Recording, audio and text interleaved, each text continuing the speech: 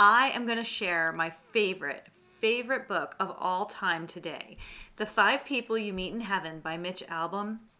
Definitely my favorite. I read it a few years ago. Sometimes I reread it. It's just, to me, it's a really comforting book.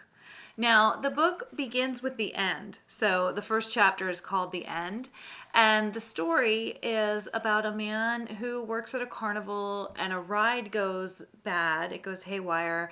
And he's trying to save a girl falling when the ride is broken, and he dies in the process.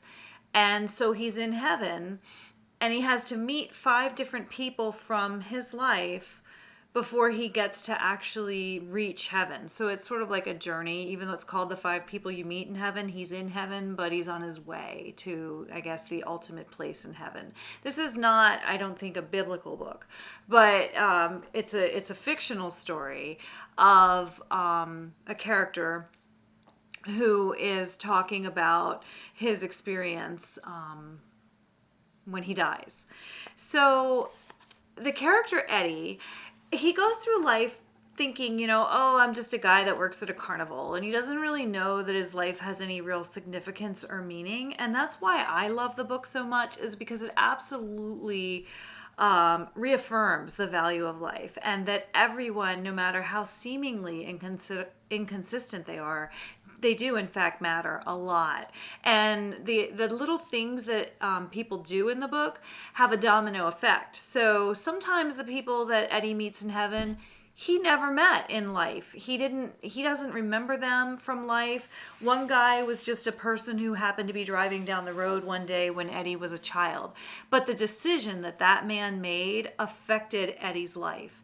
And so you meet the 5 people in heaven, and each person has a different lesson for you or a different thing that they want to tell you.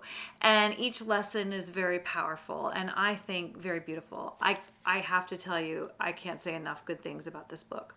So I have to warn you, though, especially if you're a student of mine, Eddie was a soldier in the Philippines. He was a prisoner during war in the Philippines, and it gets pretty graphic. I mean, there's some pretty gross graphic passages from the war. So heads up about that.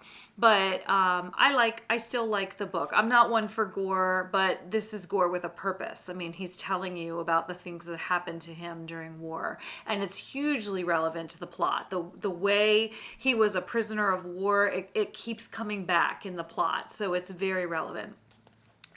One of the people that Eddie meets in heaven is his captain from the military. And so he looks at the captain, and the captain lost his legs during the war, during the service, and Eddie feels responsible for that. But the captain says to Eddie, "I didn't die for nothing either. That night, we might have all driven into that landmine. Then the 4 of us would have been gone." Eddie shook his head. "But you," he lowered his voice, "you lost your life." The captain smacked his tongue on his teeth. That's the thing. Sometimes when you sacrifice something precious, you're not really losing it. You're just passing it on to someone else.